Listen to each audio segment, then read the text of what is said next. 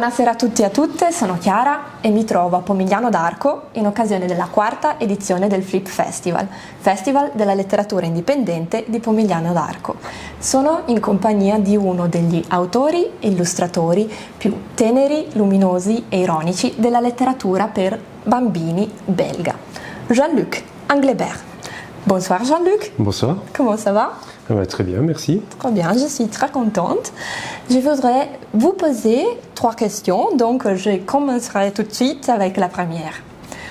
En quel moment avez-vous pensé que votre passion pour l'illustration et l'écriture aurait pu devenir un métier pour la vie? Alors, il y a très longtemps, en fait, j'avais 9 ans, quand j'ai dit à mes parents que je voulais être dessinateur. Je voulais être dessinateur de bande dessinée. Bon, évidemment, après, c'était juste un truc d'enfant, mais vraiment, c'était le truc très clair chez moi de faire ce métier-là. D'abord de la bande dessinée, puis plus tard du livre pour enfants. Pendant mes études, j'ai découvert les livres d'illustration. Et je crois que oui, vers 16-17 ans, c'était vraiment clair pour moi que ce serait mon seul et unique métier. Ouais, donc, de raconter des histoires. Vous avez les idées déjà bien claires. Très très claires, oui, vraiment. Heureusement, pour nous tous. Donc, passons à la deuxième question. Littérature pour enfants, littérature jeunesse, littérature de jeunesse, il y a plusieurs théories. Il y a plusieurs théories, mais je crois qu'il n'y a pas tout à fait un accord commun. Mac Barnett, dans son dernier livre, parle de dévoiler ironiquement cette grandiose théorie de la littérature pour enfants. Mais, tout simplement, il dit « Les livres pour enfants sont des livres qui ont été écrits pour enfants ». Donc, qu'en pensez-vous? Oui, pour moi, quand j'écris une histoire, quand j'invente une histoire, je l'écris d'abord pour moi, l'enfant que j'étais quand j'avais 5 ans, est-ce que j'aurais aimé l'histoire que je suis en train d'inventer? C'est surtout ça. Et puis, je ne perds jamais de vue quand j'invente une histoire le fait que mon premier lecteur, ce sera un enfant. Je ne vais pas raconter des choses trop bizarres, je m'adresse vraiment à l'enfant.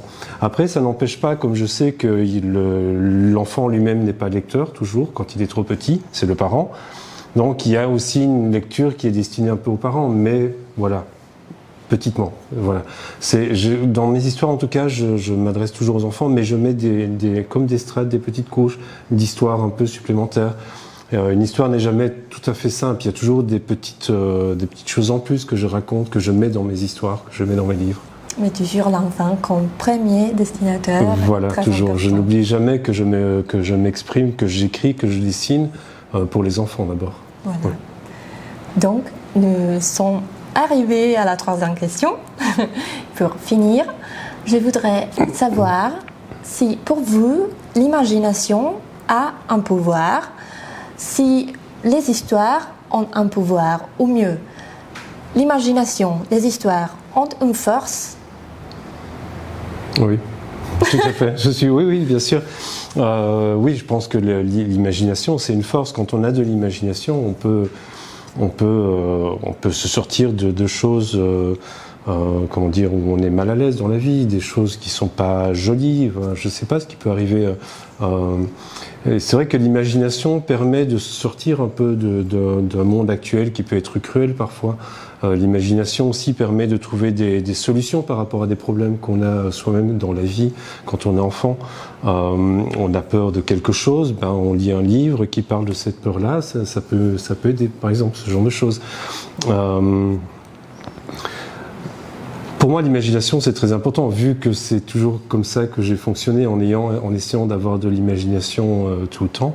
Pour moi, c'est quelque chose de primordial. Sans imagination, je crois que le monde serait moins sympathique, moins joli en tout cas. Donc, de quelle façon on pourrait dire que l'imagination est une forme pour se sauver? Oui, pour se sauver, mais à tous les niveaux. On peut se sauver simplement de... Moi, je sais que quand j'étais enfant, quand je m'ennuyais pendant la classe, mais beaucoup d'enfants font ça, je dessinais sur le côté. Je dessinais dans les marges de mes cahiers. C'est l'imagination qui permet de se sortir de ce cours qui est ennuyeux, par exemple. Voilà, ce genre de choses. Ça peut être ce genre de petit niveau, mais aussi un peu au quotidien. Voilà. Oui, donc c'est débrouillé dans la vie en tout sens. Oui, voilà, c'est ça. Parfait. Donc, je vous remercie bien. Merci à vous.